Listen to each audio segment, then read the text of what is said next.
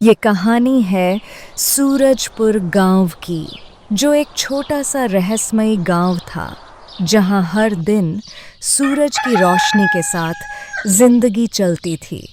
लेकिन जैसे ही सूरज ढलने लगता, एक रहस्य जाग उठता। गांव के एक आखिरी कोने पर एक लड़का अयान अपनी बूढ़ी दादी के साथ रहता और उनके काम काज में हाथ बटाता।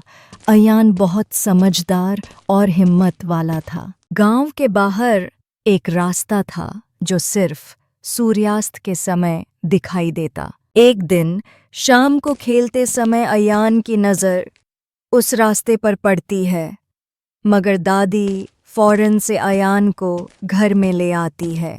अयान, याद रखना, जब सूरज डूबे और वो रास्ता दिखे तो कभी उस पर कदम मत रखना। पर दादी, ऐसा क्यों? वो रास्ता जाता कहाँ है? जहाँ समय रुक जाता है और सिर्फ बुद्धि ही रास्ता दिखाती है। इस माया जाल में ना जाने कितने लोग गए और कभी लौट कर ना आए। ये बातें जानने के बाद अयान की जिज्ञासा जाग उठी और वो अगली शाम का इंतज़ार करने लगा।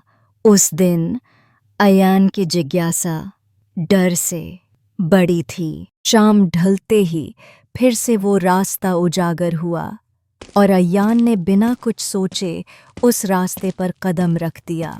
कदम रखने पर अगले ही पल गांव गायब हो गया और अयान के आंखों के सामने अंधेरा सा छाया और वो पहुंच गया साया लोक। अयान के आंख खुलते ही उसके सामने का नज़ारा देखकर वो डर गया। चारों ओर घनघोर अंधेरा और सामने खड़ा था साया राक्षस। अयान, तुम एक श्रापित गांव में हो।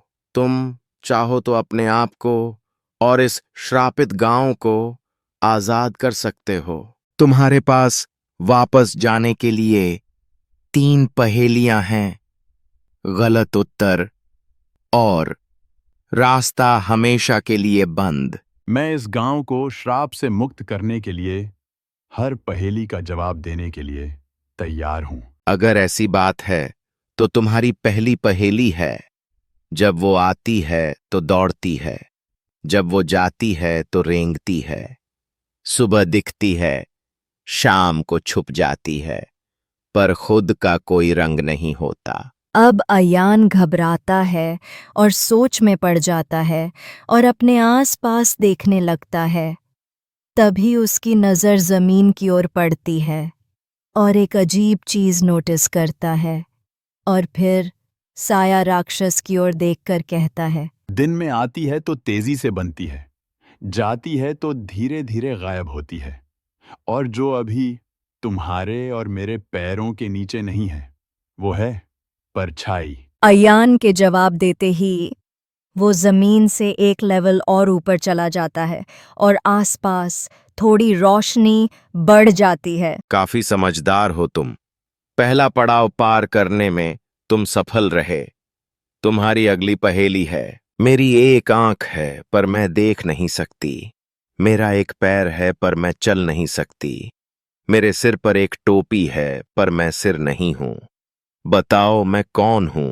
अब अयान डरने लगता है और उसे अपनी दादी की याद आने लगती है कि कैसे उसकी दादी काम करते हुए उसे समझदारी की बातें और मज़े की कहानियाँ सुनाती थीं। इन्हीं यादों में गुम अयान को अचानक पहेली की बातें याद आती है और वो कहता है, आंख बराबर सुई का नाका, पैर बराबर पिन का निचला हिस्सा और टोपी बराबर पिन का ऊपरी हिस्सा। दूसरी पहेली का जवाब है सुई। अयान के जवाब देते ही गांव की रोशनी और बढ़ जाती है। अयान आसमान की ओर एक लेवल और ऊपर चला जाता है। अब अयान के आसपास खूंखार जानवर मंडराने लगता है, जिस पर साया राक्षस हल्की सी मुस्कान के साथ बोलता है, बहुत बढ़िया अयान, अब बारी है अंतिम परीक्षा की, जिसके सही उत्तर देने पर ये गांव श्राप से मुक्त हो जाएगा। तुम्हारी अंतिम पहेली है, जितना ज्यादा तुम मुझे लेते हो उतना ही ज्यादा मैं पीछे छोड़ता जाता हूं। यहां से नीचे देखने पर लगता है कि मैं आगे यानी ऊपर की ओर बढ़ता आया हूं, मगर मेरे कदम पीछे रह गए हैं। इस पहेली का उत्तर है कदम। तीसरी पहेली का जवाब देते ही एक तेज रोशनी आती है और सारा गांव रोशन हो जाता है। अयान, तुमने इस गांव को श्राप से मुक्त कर दिया है और मुझे भी इस श्रापित गांव की कब से रक्षा कर रहा था और इसी इंतजार में था कि कब कोई बहादुर और समझदार व्यक्ति आएगा और गांव को श्राप से मुक्त करेगा। तुम्हारा नया गांव तुम्हें मुबारक हो अयान। इसके बाद साया राक्षस गायब हो जाता है और अयान झटके से नीचे आ जाता है। गांव के मुखिया और दादी अयान को खूब शाबाशी देते हैं और बाकी लोग भी खुश हो जाते हैं।